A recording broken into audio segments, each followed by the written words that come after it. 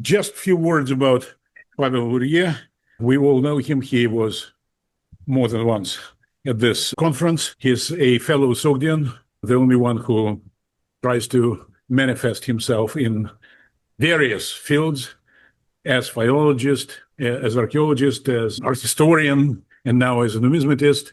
Last year, he was the editor of a catalog of legends and inscriptions on Sogdian coins. And this time he decided to make us happy with Bukharan coin inscriptions. Although he claims that hopelessness in the garb of fantasies is his unfortunate destiny now. Numismatics is a complex science which shares a part in art history and economic history and other things, and including also epigraphy and the legends of coins.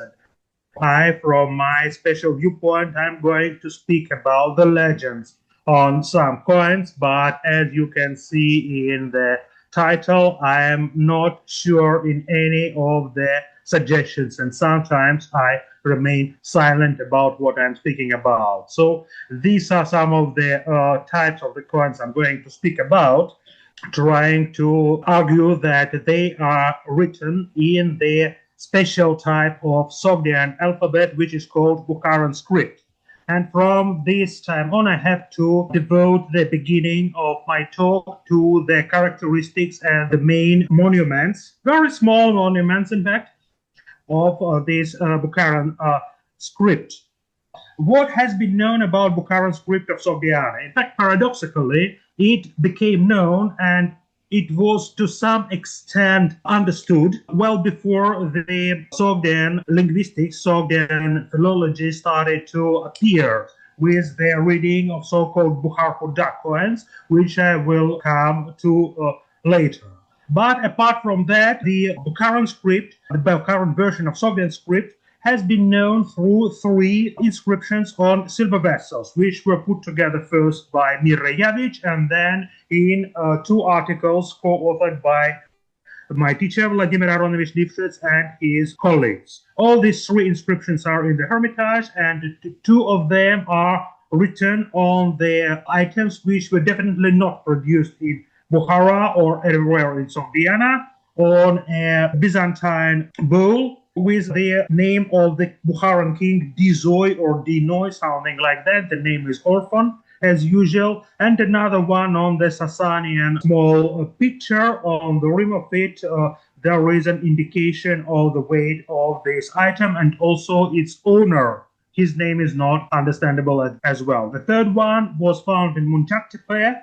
It is on Sirdarya, on the knee of Sirdarya, not far from Tashkent, above Tashkent, and so it's a Central Asian Sogdian product of the 6th century. It also indicates the weight of the item and its owner and the origin of the owner, which we do not know. Here, he could be the first and the last owner, not unlike the case of the 2 others, not the first and not the last owner. And the most common inscriptions in Bukharan script are the inscriptions on the so-called Bukharkuda silver coins with a standard formulary. I don't know how many thousands of coins like that are known to us. They didn't apparently change much from the early 7th century to the mid-8th century. And now the most common reading, according to Alot de la Fuy, is Bukhar Hub Khana. Khana, the ruler of Bukhara. This Khana is Khana Huda, who is mentioned by Narshahi as the ruler of Bukhara, who initiated silver coinage there, who lived in the time of Abu Bakr, so it is 630s, 640s CE, early 7th century. Also, the reading Kawa, as Walter Bruding-Henning suggested, also has its strong side, but I would not discuss them. So these are the main things in Bukharan script which we know. I will return to the shape of the letters and the relations of the script a little bit later. And there are also variant of the drachms of Bukharkuda type with the different name, which were read by Sasha Naimark, not surprisingly, in an article 15 years ago. So there are 2 legends, a short one and a longer one. The short one is of 3 letters, and the long one is of 4 words, which is long enough. this name Kana or Kava is replaced here by the word Hunak, the ruler of Bukhara, Hunak. Hunak is Hunuk Khuda, which is mentioned in the history of Bukhara around 707 of Common Era. The longer one has another word which was read as Gharan, Hunak, the great ruler of Bukhara, Hunak. This reading is a bit complicated, first of all, because of its first letter. The other ones are relatively clear. So the reading, one can read it Haran with initial H, but the word heavy, which could mean also great in several texts, in Manichaean and also in Christian, Sogdian, it can mean great. It has initial R, the voiced fricative sound. However, in normal Sogdian script, H and R do not differ from one another unless in the final position.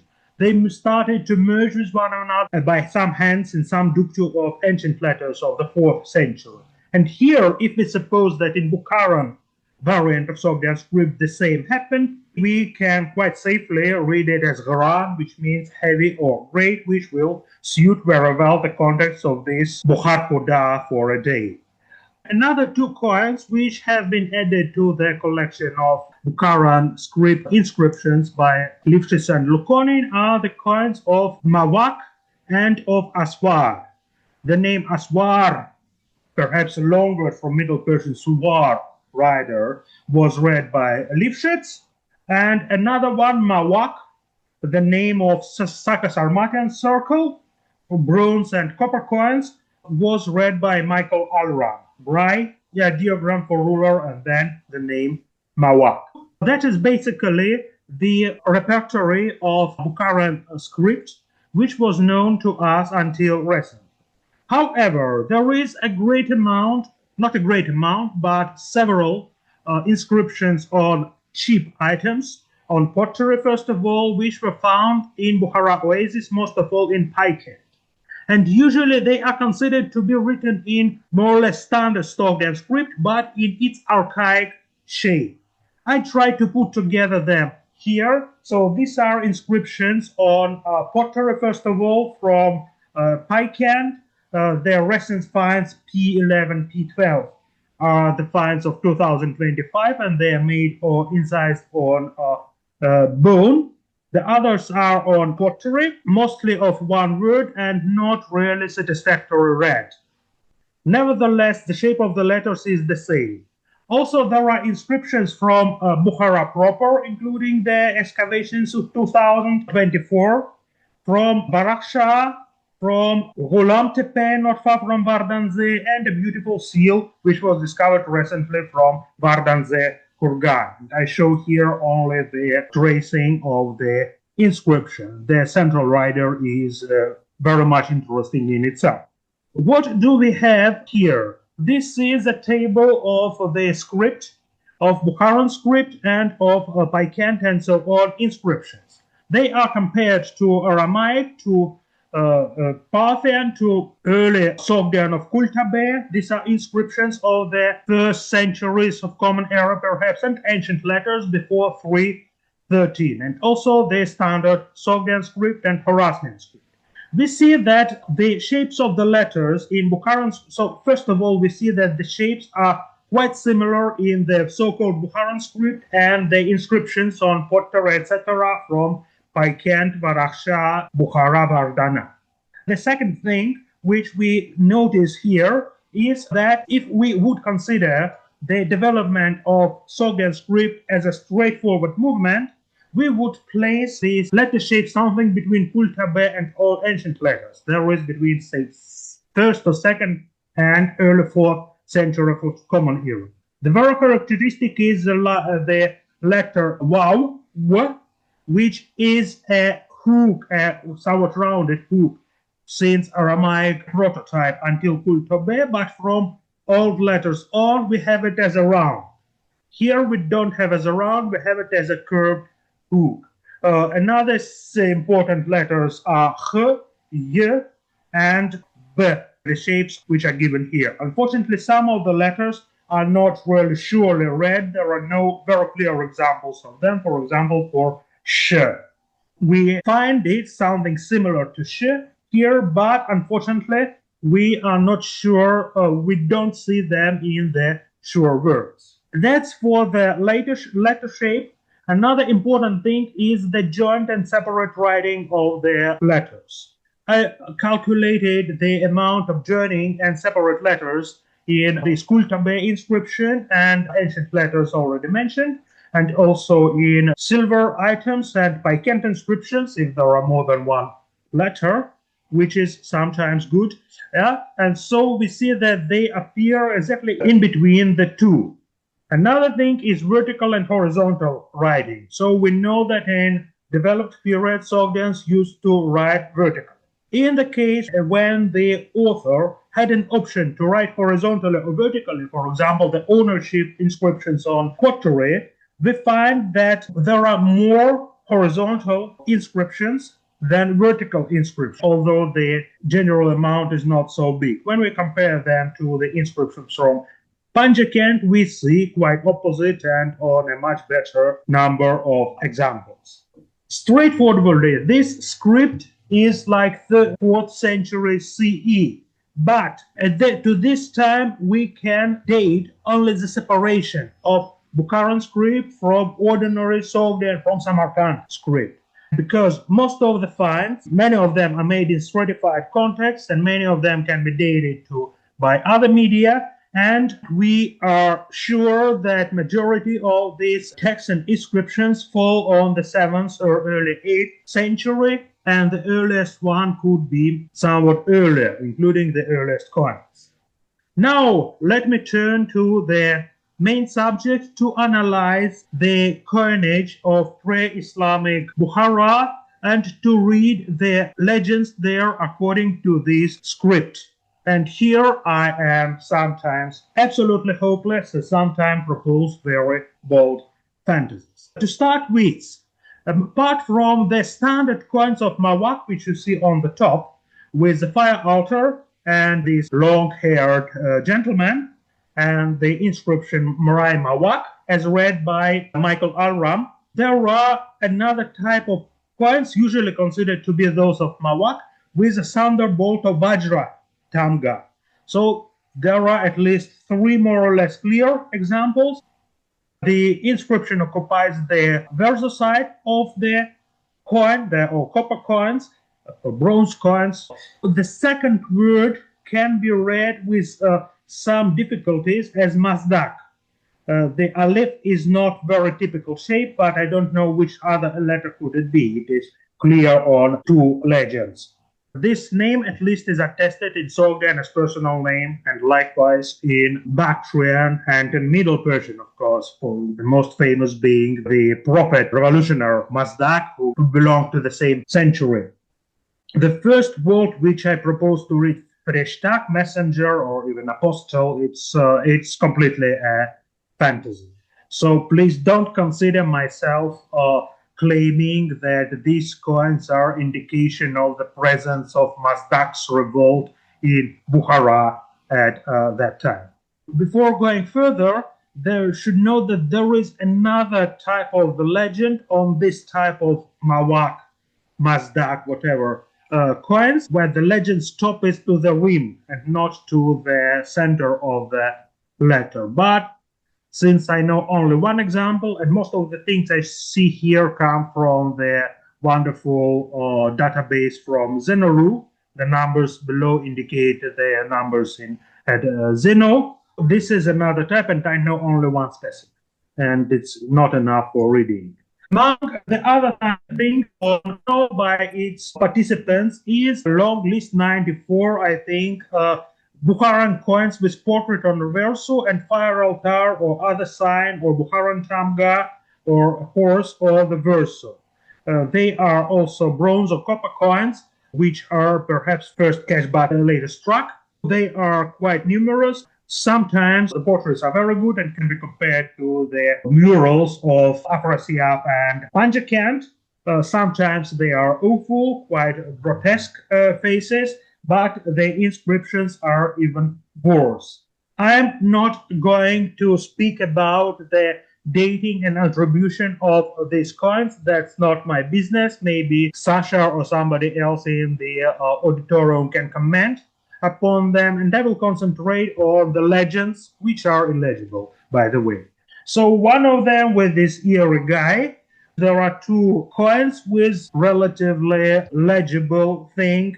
I think the first letter is H, then W, and then B, but I'm not sure. Ruler, hoof. But there are traces of some other words on the two sides of this hoof, but still I'm completely unsure in that. Another inscription on this coin of a gentleman, apparently with a bride, of a Turkic type. I would say that there was an attempt to classify these coins by Alfiya Musakaeva, but when she published it, many of the coins we know now were not known, and so all these things are throughout revision, at least because of that. Here, the inscription seems to be mirrored, and here I'm bold enough to propose the reading of one word, R, B, K, Alif, and P joining together. Alif is always joining together. Then, quite bad, R and N. And it would correspond to the third Rabkfarn, Mazechfarn, with ideogram Rabk, great, or Vazurkfarn, great glory, which is an epithet attested in Mount Mook document A14, and its shorter variant, Erde-Farn, Mazechfarn, or Vazurkfarn as well, is much more common in Sogdian. Another one is a unique coin from Vardana. So usually, or so-called Vardana as you like, it has a Nestorian cross on one side and lion on the other. Here we have a cross and one word on one side and two lines of inscription on the other. On the reverse, I see at least the word far, for, then something beginning with bet, the, then something unlegible, and here maybe Azar 1000, but that's quite a guess. At some point I strived too much to read it Parvahinam, in the name of God, but it doesn't work, unfortunately. Only par, the function word for, is more or less clear here. Another type which was known to Musakaeva, and Lifshitz gave his reading, Karnub, Karzab. I see only some letters, nothing more of that. And in fact, only one specimen I know is legend. Another group of coins with legends have the fire altar of Bukharan type on the reverse and portrait of the obverse, Bukharan Tamga. It is here, and four letters here.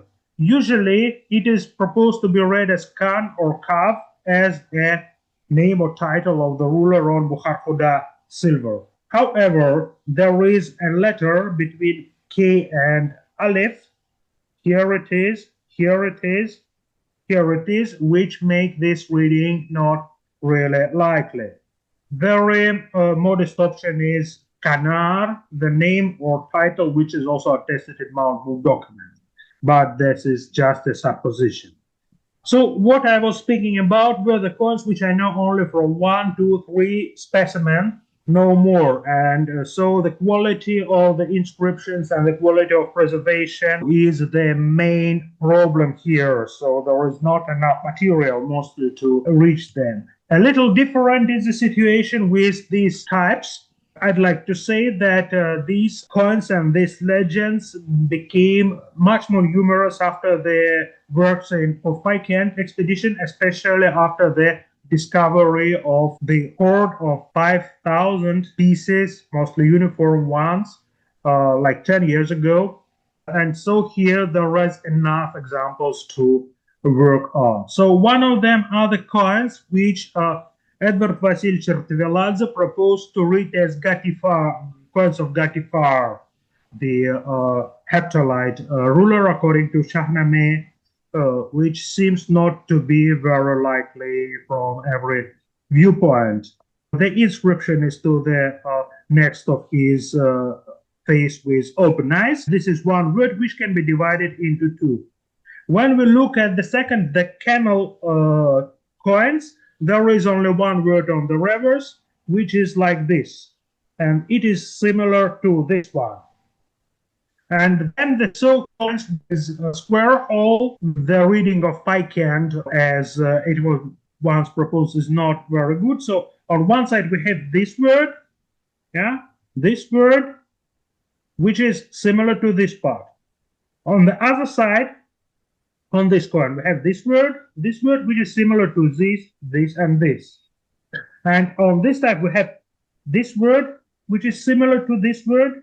And on the other side, this one, nothing is very similar. So for these words, which appear several times here, the first one, this one, this one, this one, can be read as count, town. Usually it's spelled with final h, but we don't know the real orthographic conventions of Bukhara, which means town, a very known word. Another possibility is to read it as ruza, which means copper. And the word, the formation of it spelled ruzak or ruze, is copper coin. And this word is attested in ancient letters and some coins of southern Sogdian. The second word on Gatifar coins, and the only one on camel, can be read as par, P-A-R, P-alif-R, P-alif-R, which means debt, as one of the options suggested by Olga Ivanovna Smirnova, who noticed that in her catalog. It is noteworthy to add that on this type of so-called Picant coin, this word cannot be read as par, maybe farm glory. Par means debt, so count par would mean something like city debt. And going ultimately in the fantasies, and taking into account the data of the coin hoard from Picant, which is the first quarter of the 8th century, so hopefully apart from these difficult coins, there were several important ones with good date. One can compare this debt of the cities to the situation which occurred in actually all the Near East, and in Sogdian in particular, in the situation of Arab conquest. The Arabs took retribution from the cities they conquered. So the cities had debts, and they had to pay these debts. So how could they do that? It's difficult to imagine, but in some cases we know that the problem of shortage of money was solved by the issue of copper rather than silver coins. I give here several quotations from Narshahi's history of Bukhara. Of course, they could be much more from other sources, from Al-Tabari, from Kufi, from Balami, and so on, about these great retributions put on the Sogdian cities. And my very bold fantasy is that these coins with the word par, which means debt, were the way to overcome the difficulties of paying these retributions. So that's all for today. Thank you very much for your attention.